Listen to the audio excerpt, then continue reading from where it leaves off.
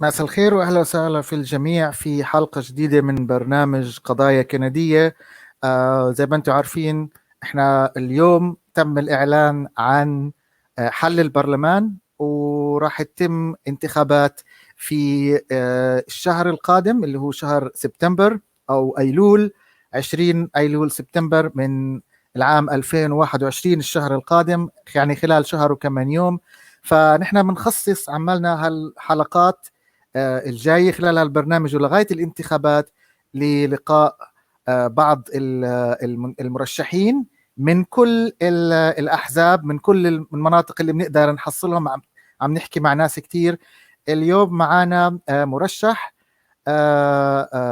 من أوتاوا، من منطقة كارلتون بأوتاوا.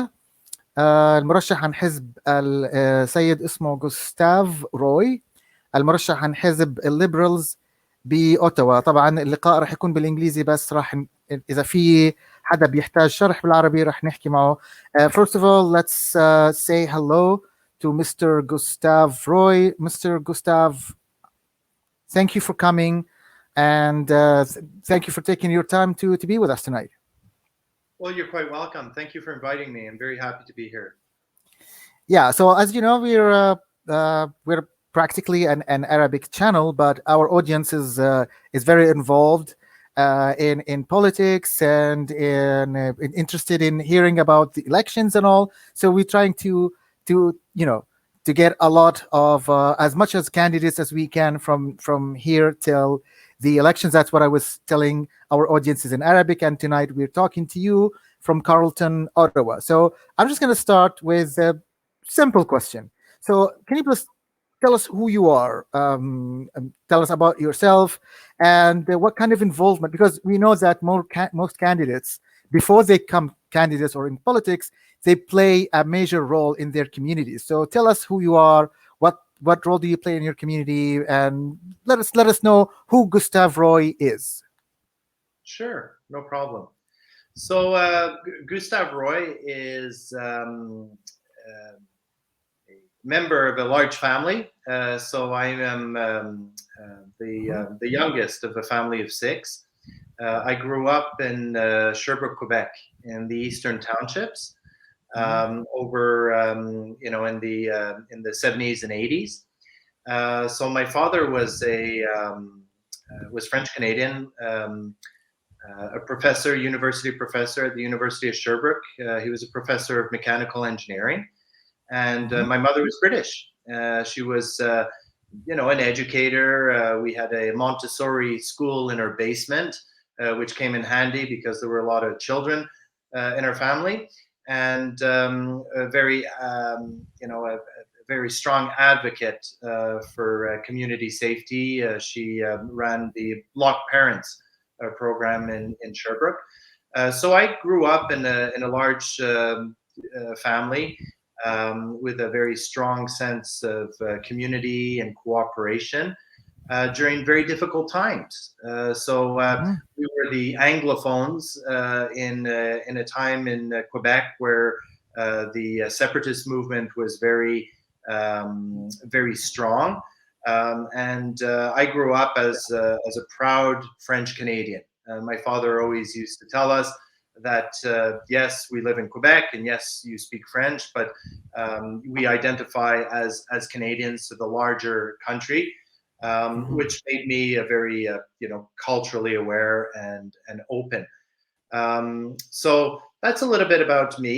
Growing up, I had a very typical upbringing. But I was exposed a lot to different cultures. So my father, as a university professor, often had grad students from countries throughout the world, many of them Arab. And so I was exposed to these different people and these different cultures. Since they lived away from their home, we would welcome them in our house, in our household, especially around Christmas. We always had one or two of his students. With respect to political involvement, we were a very dynamic family. We had strong views about equality and fairness. And we were very aware. So my father was, or our family was considered more, I guess, intellectual. So we had newspapers around the house. We listened a lot to the radio, to the CBC, and we were always very interested and always, discussed current events, which is interesting because I grew up during the Trudeau senior Trudeau years. Trudeau the father. Yeah, Trudeau father, which is quite interesting.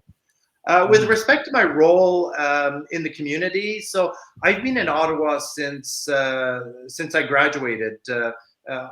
So I studied at Carleton University. I graduated in 1997, I believe, and I held a few jobs in Ottawa, or I would say Gatineau, in Montreal and Quebec City. But we moved. My wife and I, or at the time we weren't married, but I moved to Ottawa in 2005, and we had our child here in Ottawa. He was born in 2006. My wife works at the Montfort Hospital, and my son, who's now 14 years old, is a proud Franco-Ontarian. He's not always happy when I describe him that way, but so be it. We've been involved in sports. My son was a competitive swimmer, so he was a little kingfish here in Ottawa. So we participated in a lot of activities through the swim club. And my wife being in healthcare, there's been opportunities to be involved in events through the Montfort Hospital, and myself working in the pharmaceutical industry. Was also involved in some patient advocacy events, notably Cycle for Sight, which was a yearly event, a cycle ride throughout the Carleton riding. So that's that sort of sums it up a little bit about that. Okay, so just before I move to the next question, you said that you're from a large family, which is six kids, right? Yes, absolutely. Yeah, I was number 6. Yeah. So just so you know, a family of 6 for the Arab community is like a medium family. We're not like a large family. So just to make sure, and translated to Arabic, you're from a medium size family. From a medium family. Okay. Fair enough. Okay. Yeah. Go ahead. Yep. No, I just wanted to move to the other question. Like you told us about this, that's that's generically about you, but I think our viewers want to know, like, what did you do before? I mean, you talk a little bit about it, but what you worked before in politics, and why did you choose to get into politics and specifically into the Liberal Party? Yeah, that's a great question. That's a great question. So I think the short is I'm not a career politician. I have spent the last 25 years in the private sector. I've worked in financial services and in the life sciences industry. So I've been helping people live better lives. I've been supporting families plan for retirement in the financial services industry, and also access life-changing medicines in the health science and the pharmaceutical space. My pedigree, or what I enjoy the most, is being active with people and helping. It brings me a great sense of pride to be able to listen and to understand people's objectives in life and to be able to support those. I am also a very entrepreneurial. I also have a very strong entrepreneurial spirit. I'm very creative. I love solving problems. A few years ago, I actually launched a snow removal app called Easy Plow, and we were connecting snow removal operators to customers throughout the winter, so that they could get a one-off snow removal. So just a little anecdote about my past. I'm someone who's very open-minded. I've traveled a fair amount throughout my life, so I'm very passionate about people and learning about communities and cultures. And I felt that politics is really an area where I can make a difference.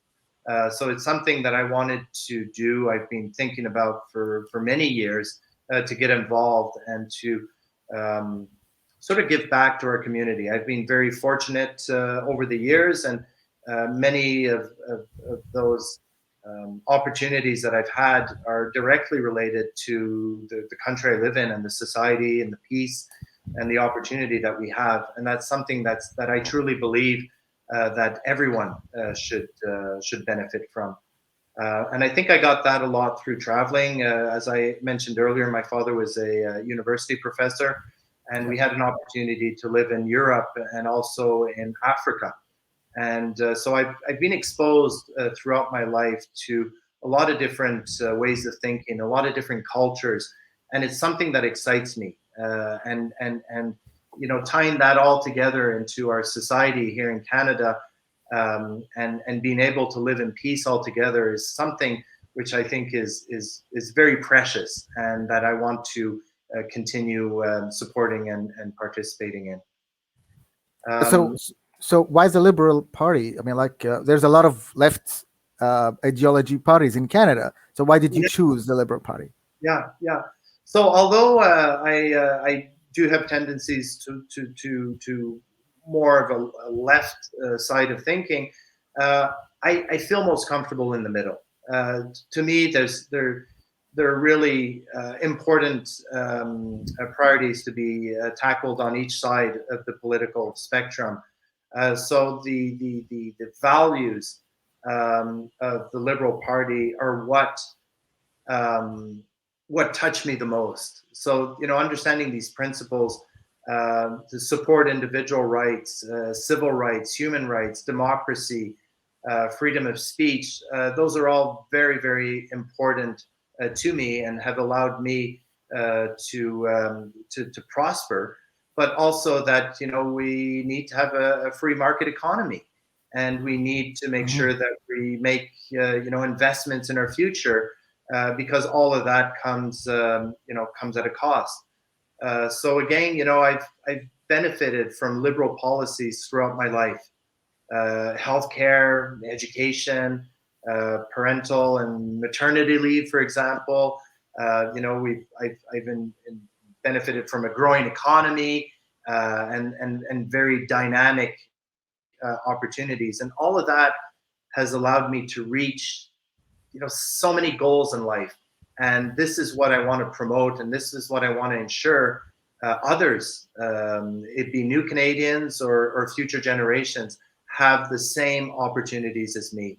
And that's really why A, I'm in politics, and B, why the Liberals are the real values that define me and what I want to promote and defend. So how did you start in politics? Like, when did you? I mean, like, a lot of people talk politics. We all talk politics nowadays and about voting, but how did you start getting deep into it? Like a personal interest. How did that start?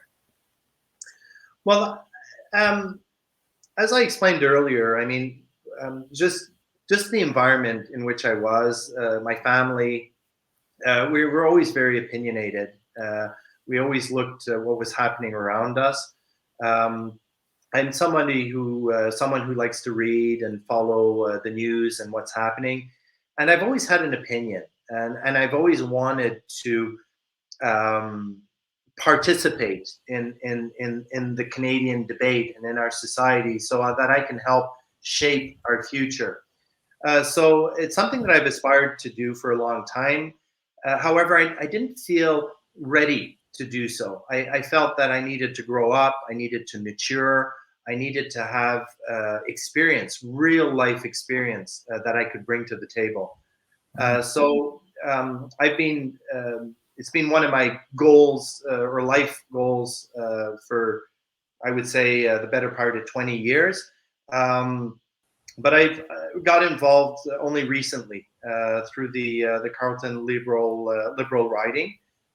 Initially as a volunteer, I started making calls on the days of action, and I started getting to know the different members of the association, and had discussions with prior candidates, with my local MP, and eventually, one thing led to another, and I became a nomination contestant, and that was a huge eye opener for me. I spent, since March till the time I was nominated on July 15th on the phone. Because of pandemic, it was difficult for me to go out and knock on doors. But I made literally thousands of phone calls, speaking to liberals across the riding, getting to know them, getting to know their priorities, and really understanding what their goals and aspirations were, and how I could participate and be a positive catalyst in their life. So the short answer is, my journey probably started back in 2014 when I reached out to the Liberal Party just prior to the 2015 election. Right. And slowly but surely, I kept informed and became more and more involved, and this has led me to where I am here today. So my next question was about why are you running this election? But I believe that you've partially answered that. So because you said that you just started on July and you started to do 1,000 calls and all. So I wanted to tell me a little bit about your writing. Like, how does it look like? How many people are there? How diverse it is? Something like this. Like, what's your writing look like? Yeah, absolutely. So the writing population-wise is just over 110,000 individuals.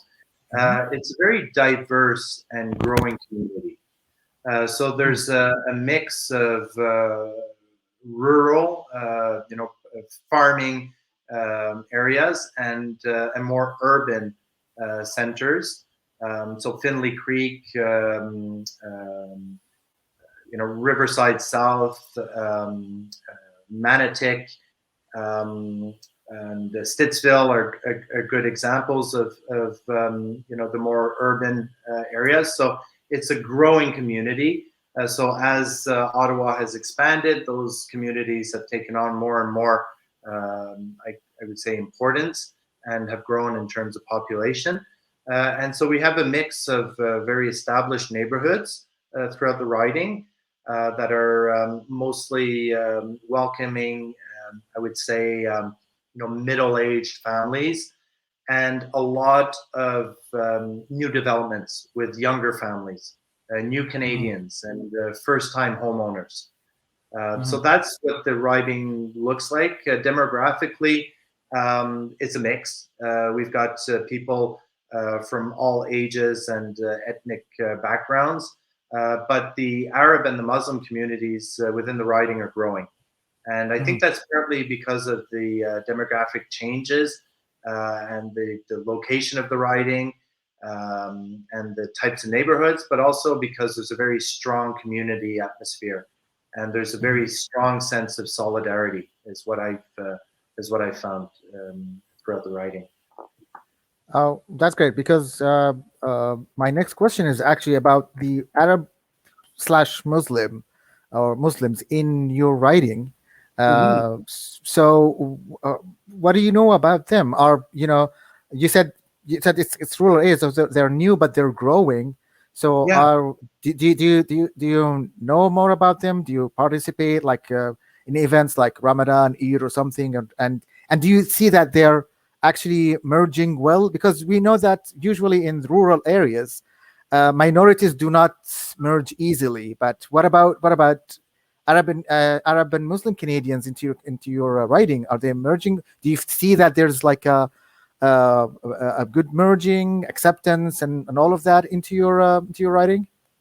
You mean in terms of integration? Yes. Yeah. I mean, I can comment on what I've observed. You know, it seems that yes, you know, there seems to be a very strong sense of community.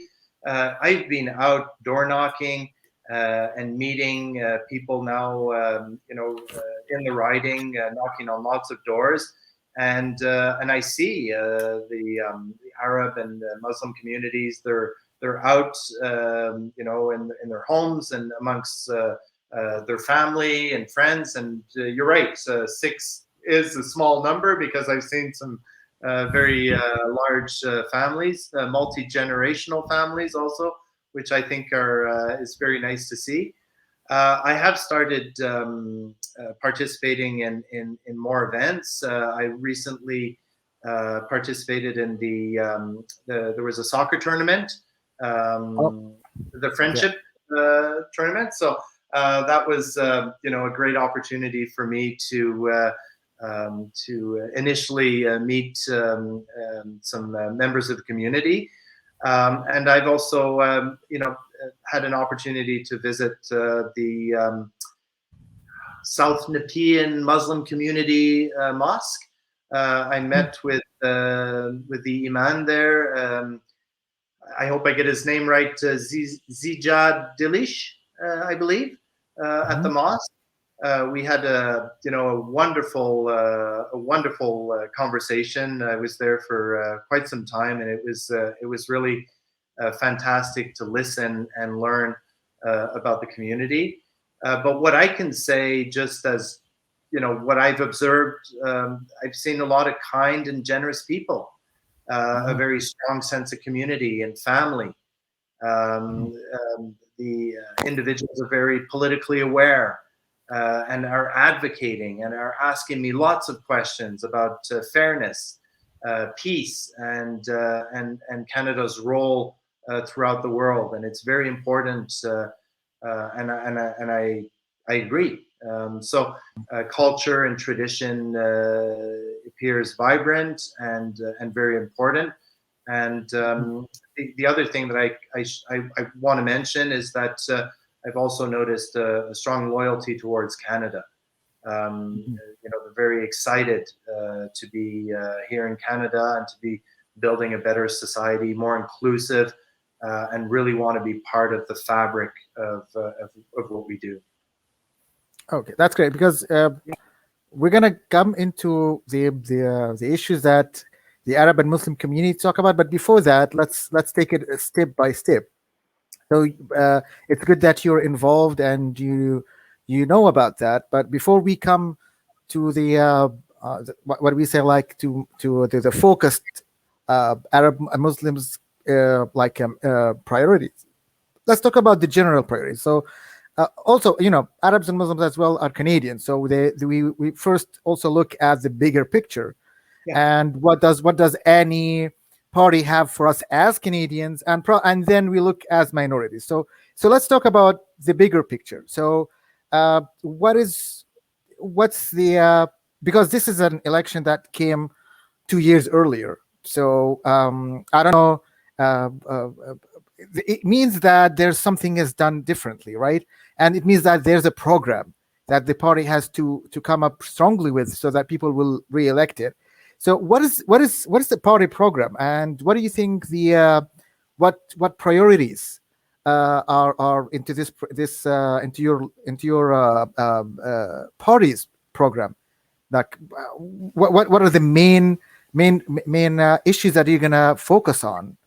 And the other issues that you will take from here. What's changed as well? We know that a lot of change, like last year and this year, and even the messages we see are changing within the campaign. So what is it? What's for your party? What is it? What's the new program? What are your top priorities? Yeah, that's a very good question. Well, it's been as you said, a difficult couple of years dealing with the pandemic. There's been a lot of ups and downs, and there's been a lot of changes throughout the way we live in our society. So at this point in time, I think it's looking at what we've done and where we're heading. I think that's a good way of sort of segmenting the question. So, the platform or the program for the party is moving forward, and it's moving forward for everyone, and making sure that no one is left behind. So the government in place has been working very hard to keep Canadians safe and make sure that they're well supported throughout this very difficult period. Hopefully, we're seeing the end of the pandemic, and we're seeing bluer skies ahead.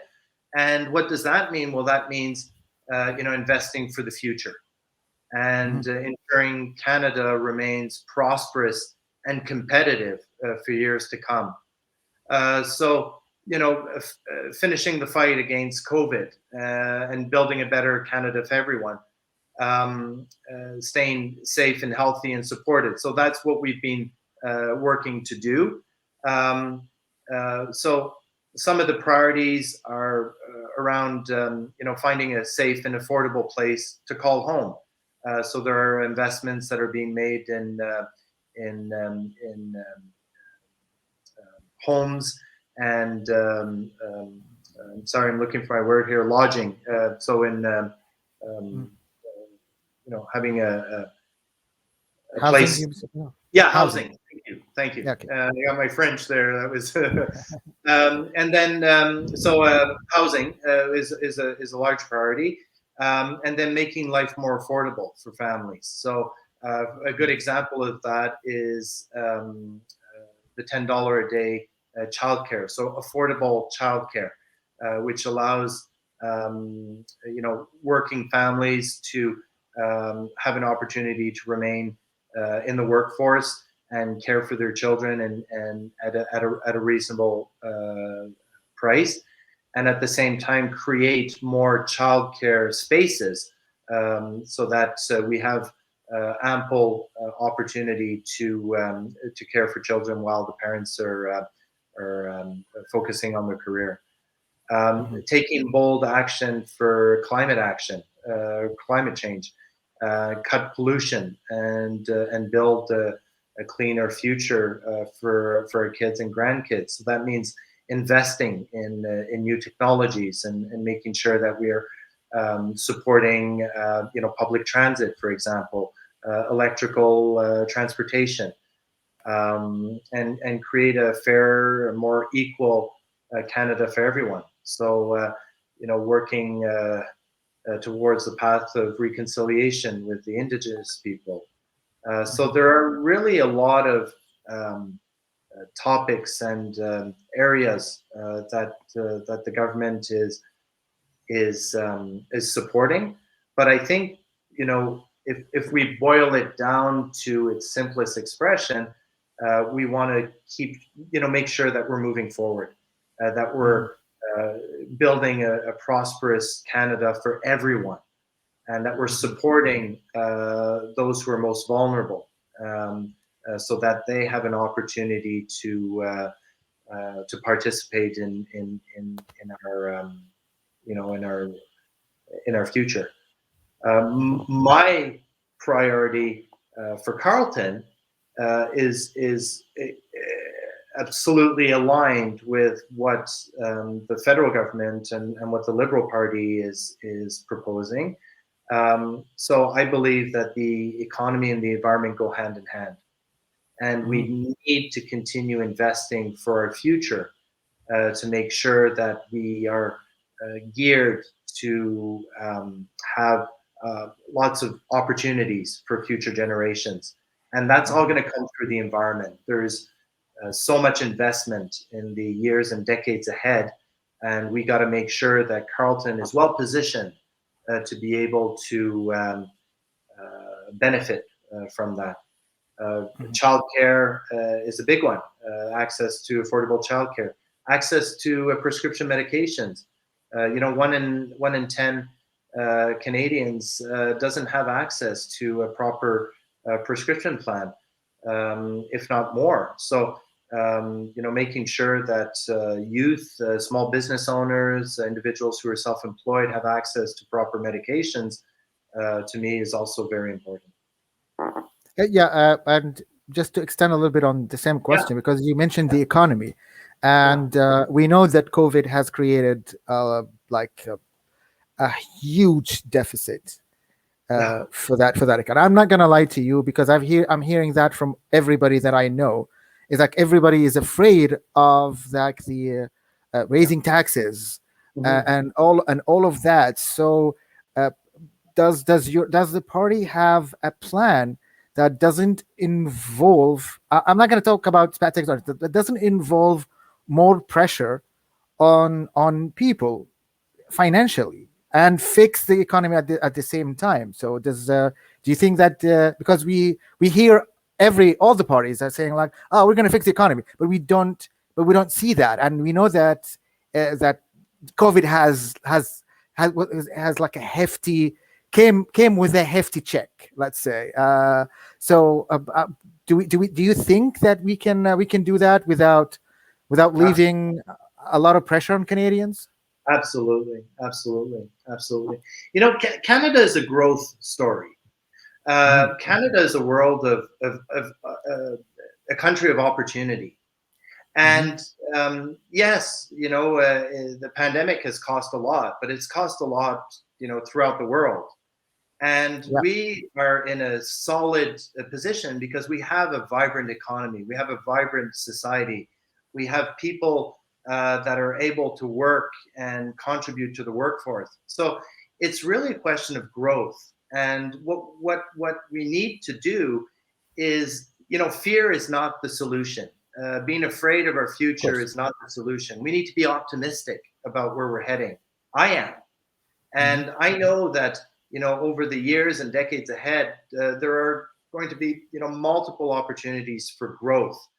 And making sure that Canadians are well employed, Canadians are healthy, are well educated, is the ticket to ensuring a continued, prosperous society. So the cost of the pandemic was great, but the cost of not doing or inaction is so much greater. So we have to roll up our sleeves, we have to work together, and we have to keep soldiering forward and building a stronger Canada by working together. And I tie the economy and the environment very closely together, because it's apparent to me in the years and decades to come, there will be a revolution in the way we live and the way we travel, in the technologies and the way we work.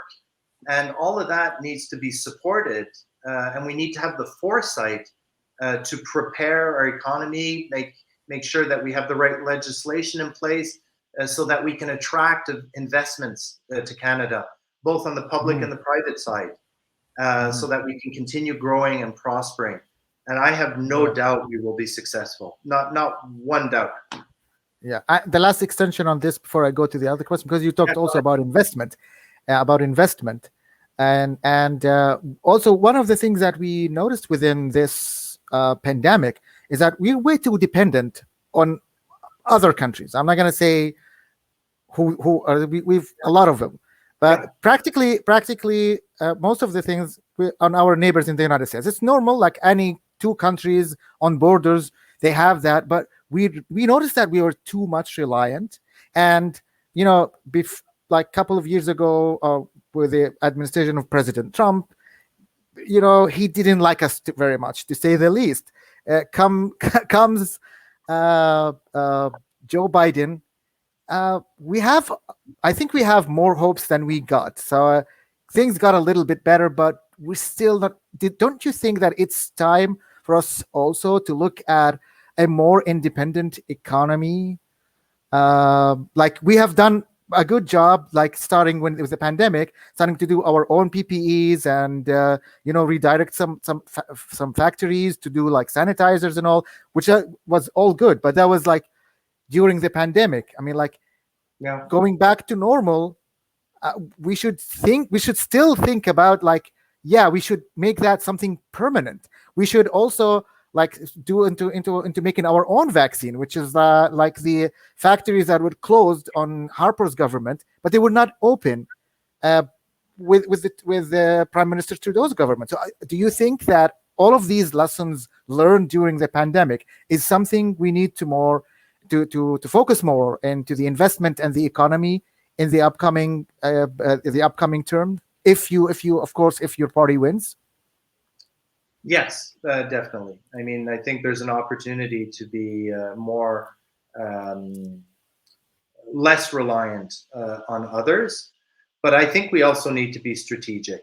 I mean, we can't be experts in everything, but there are areas that we've learned through the pandemic that we need to make sure we can secure. The vaccines is a perfect example, and we've already seen the government move very quickly to put in place capabilities. There's been a lot of announcement. There was one, I believe, last week with Moderna. There was one last month also out of Toronto, where we are going to work towards producing vaccines and be more autonomous when it comes to that. Canada has a lot of resources, and the number one resources is our people. So Sure. I think we need to continue investing in our people and make sure that we are, producing things for ourselves, but that we're also exporting our knowledge abroad. So I think it really goes both ways. I'm not worried about export. I've been also traveling around, and I've seen Canadians all over the planet. That's right.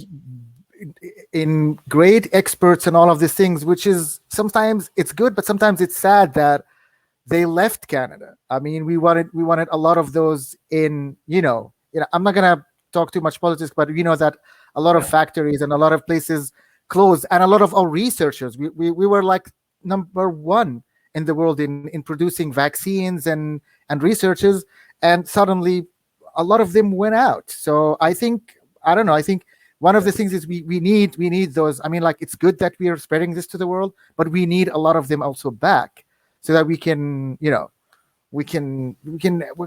do more for our people as well. Yeah, so no, I can only agree with that. You're absolutely right. What I'm speaking to is also the discovery of those new vaccines and those new medications. And as Canadians, we've got a lot of opportunity. We do a lot of fundamental research, and we also need to invest in those areas of our society to make sure that we are the leaders throughout the world in terms of discovery, in terms of technology, because that brings a lot of opportunity to Canadians. We're also very well respected throughout the world. So although we didn't produce vaccines, you can see how quickly we were able to work with other countries to secure vaccines for Canada. Does that replace our need to produce them ourselves? No. But I think we're also great collaborators throughout the world, and we're able to work with our partners to make sure that we have access to some of those critical resources that we need when we need them.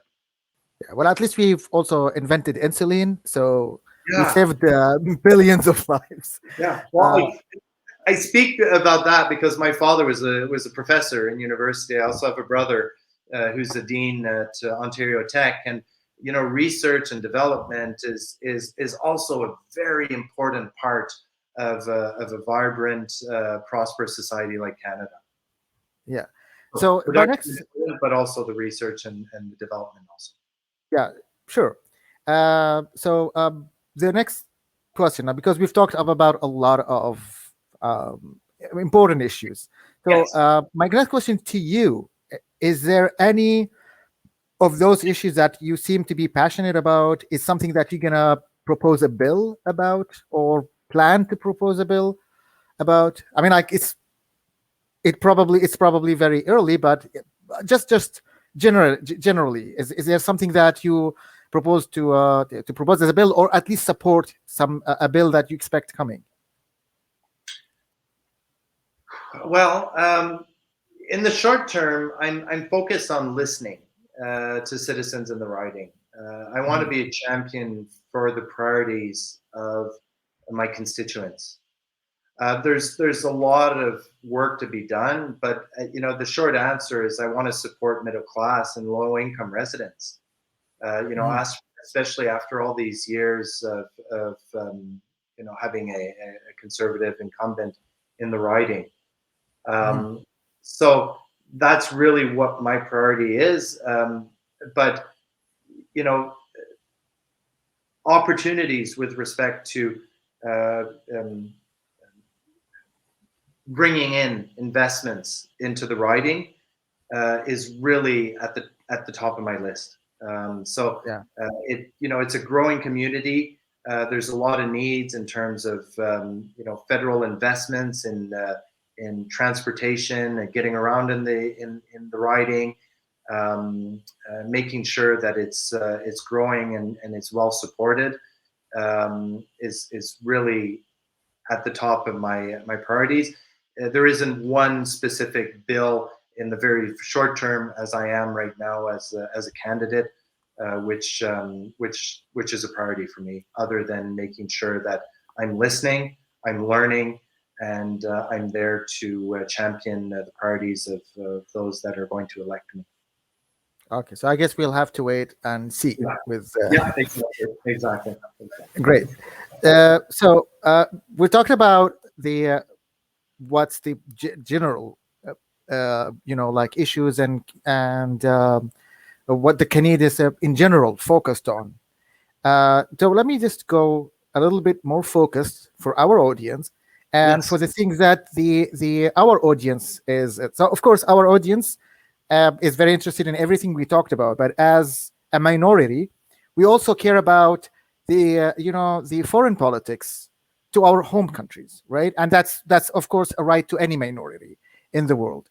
So you're from London, Ontario, right? You said you're originally from London, Ontario, or you're. Yes, yeah, originally. You were born there. Very tiny when I moved to Sherbrooke, but I was born in London. Yes. Yeah, so we were born in London, and as you remember, like a couple of months ago, there was this terrorist attack on a Canadian Muslim family. And before that, there was also the issues of the Palestine-Israel conflict, which was actually so huge. We've seen like a large swathes of people, including in Canada, of all types of all ethnic backgrounds and everything going. But this means a lot because a lot of us have families there, and and even when we talk about Muslims and the bias against Muslims and all of this thing, these are issues that the Arab and Muslim constituents are thinking about all the time. And let me be blunt and straightforward. The government, which is led by the Liberal Party, was not really, they didn't. What I've heard from people is that they didn't feel that it was serious too much about these cases, specifically when it comes to Palestine. Like they've taken too long time to respond, and their response was like, "Look at Hamas and what doing something." I mean, but the whole world was talking about the kids who we saw they're getting killed and all of these things, and the whole world was talking. And a few months before that, Canada just voted no for investigating, like what's the United Nations? I think it was a proposal of an investigation about Israel's or the IDF. Let's be the IDF committing war crimes. I mean, like we're investigating internally into crimes that we have done to the indigenous people, but we voted no I mean, like, how could that, it doesn't make sense. We should be, like, equal for everything. Like, if it's something for a human right, and you said one of the things that makes you join this liberal party is about the human rights and diversity and all of this thing.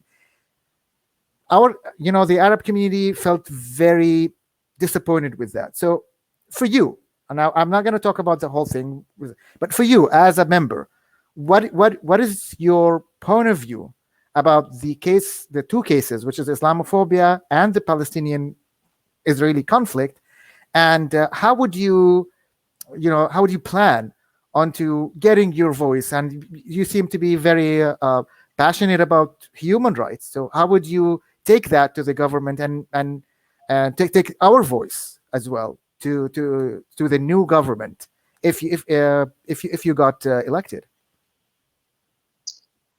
Wow, there was quite a few questions in that. Well, it's practically. The question is, how would you? Because I don't want to talk about your party. That's a lot. I understand, and it's a very sensitive topic as well. Keep in mind, I'm at the very beginning of my political career.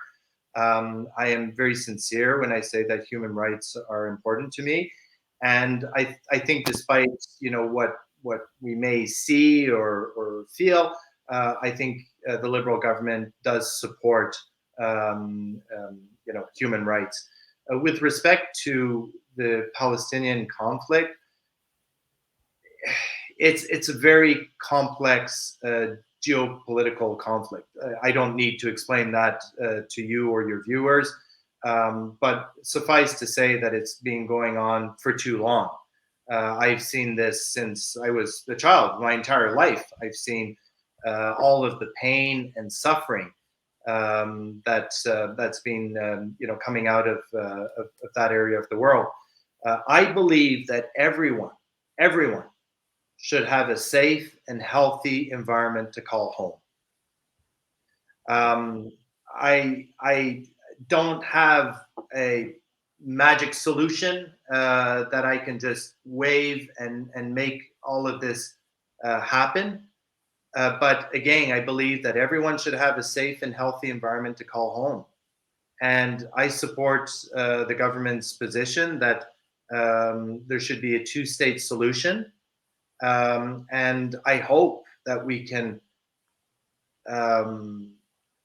move towards a peaceful resolution. The government has done a lot, maybe not enough. All of that's questionable, but the government has taken action. So the House of Commons has condemned Islamophobia. They're investing in infrastructure to protect everything from mosques to community centers. They're cracking down on online extremism. They're banning far-right hate groups. A few weeks ago, the Liberals hosted a national summit against Islamophobia to identify concrete ways to combat Islamophobia, and they committed to take several immediate actions. So there was a lot of recommendations. I believe there was at least 6 recommendations that came out of that summit. So there are things that are happening. At this specific point in time, I would love to be able to share more, but I don't have too much more. Yeah, I know. I mean, I appreciate that. But with respect to Islamophobia, I think there's a lot of prejudice and ignorance towards Muslims. And I've traveled the world, and I've been exposed to cultures throughout the world. And I think there needs to be more understanding, more education, and it's often fueled by a lot of misconception and closed-minded individuals. And we need to fight against that. We need to have more respect for people and cultures in general. I look at how the incumbent speaks to his colleagues in parliament, and it's horrific. You know, we need to respect each other. We need to work together, and we need to value each other's points and cultures. And it be Islamophobia, reconciliation with First Nations. You know, we have to recognize the incredible diversity in our society. And I think that's really where that starts. It starts here at home, making sure that we're living together in peace, that we're working together, and the solutions will come, I am sure, abroad. We need to continue being fair and open to immigration and to new Canadians, and offer you know, a safe and healthy environment for as many people in the world.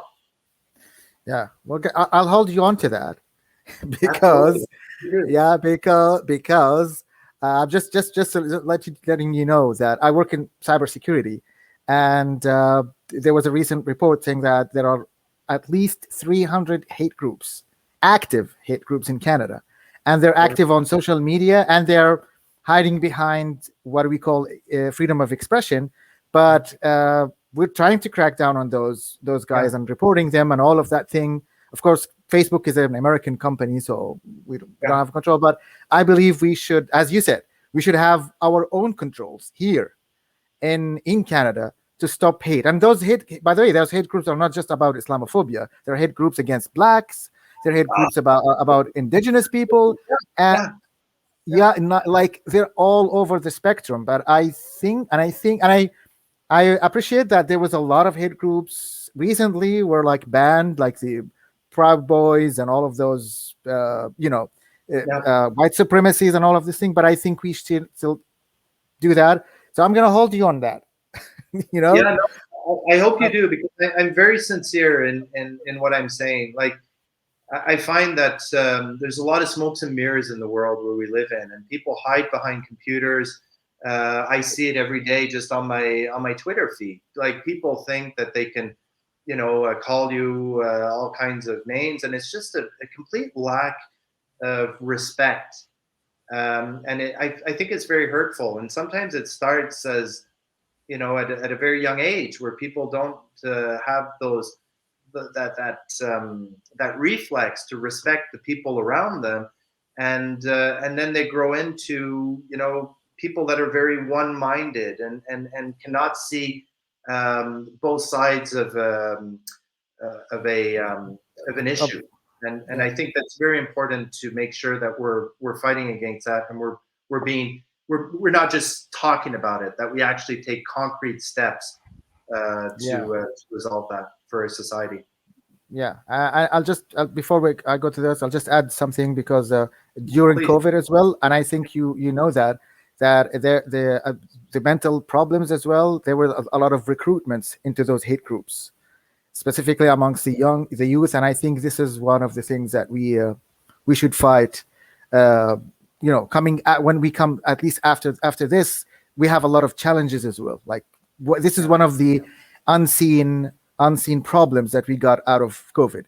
But my next question is, and we're coming to a close, so this is the one before the last. If you were elected, what's the first thing that you do to help and serve Canadians? What do you have, like, this is my first seed, Yeah. So that's a good question. I am a very goal-oriented individual. So my first step is to set priorities for the writing. And how will I set those priorities? I'll consult and I'll listen. My objective is to work with every level of government to make sure that we're maximizing what we can do for the writing. So consulting with the provincial, the municipal counterparts is at the very top of my list.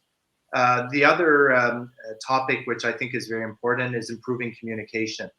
I feel what we're hearing from the incumbent right now is very unidirectional, right? He's got his own little ideas, and he's just sharing half truths and very limited information. So I want to make sure that I improve communication, that I listen, and that I'm learning about what the priorities are throughout the writing, so that I can put concrete action in place.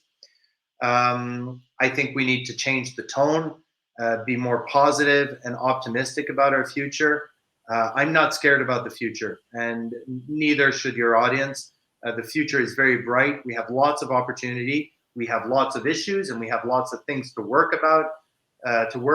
through. But as a team and together, there's no doubt in my mind that our priorities and we'll be able to tackle whatever comes at us. The other important aspect, when I'll be elected, I should say, is being present and being there so that I can advocate for you with a positive tone and work with people directly in government and really advocate and get those investments into the writing. Okay, so that's great. So my last question is, what is your message to Canadian in general, and specifically also to the Canadians in your writing, the people who are gonna go to the ballot and with your name on it? So what's your message to Canadians and to your writings? Yeah.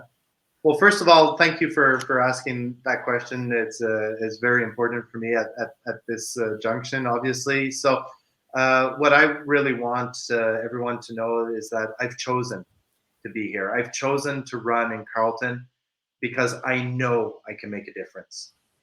I intend to work with and for the government on your behalf. I don't want to be an outsider. I don't want to spend my time picking out what's going on. I really want to roll up my sleeves, get down to work, listen to your priorities, and make things happen. So I want you to know that I want us to work together to build a stronger, fairer, and a more inclusive community. There is so much opportunity in the years and decades ahead, and I'm really eager to work on your behalf. When the time comes, vote for Gustave. That's good. So does that include working with other parties on any side of the aisle, let's say, to achieve this? In the private sector, you work with everyone. You partner and you make things happen.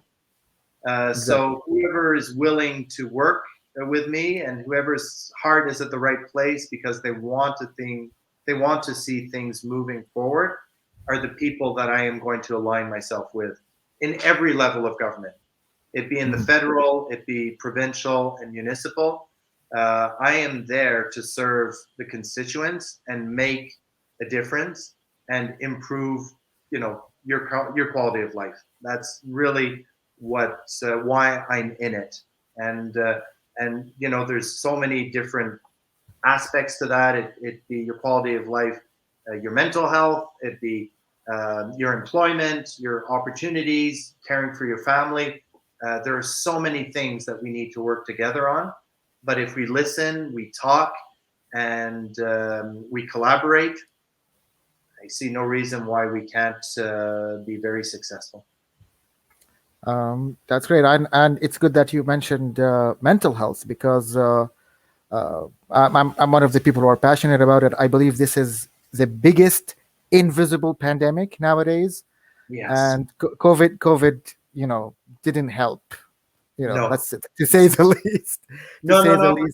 Yeah, I mean, anxiety, depression, it eats you from inside, and it's very important to be there for one another.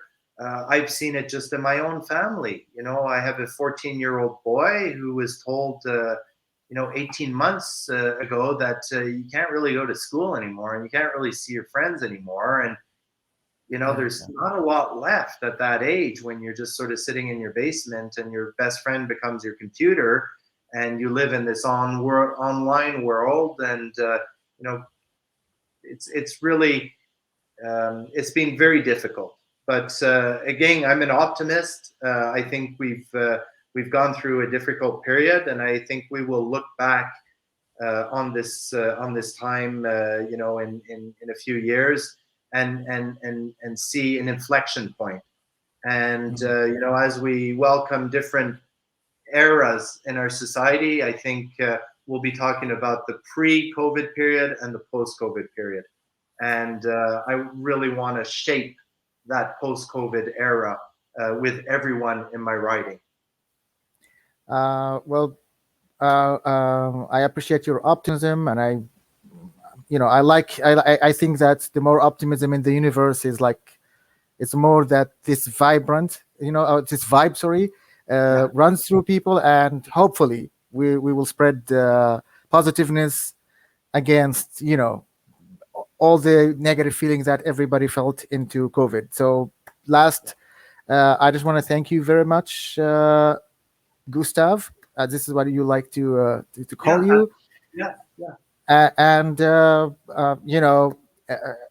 Comes September 20th, we wish you the best of luck, and we wish to hear back from you again once you are the new MP for Carleton.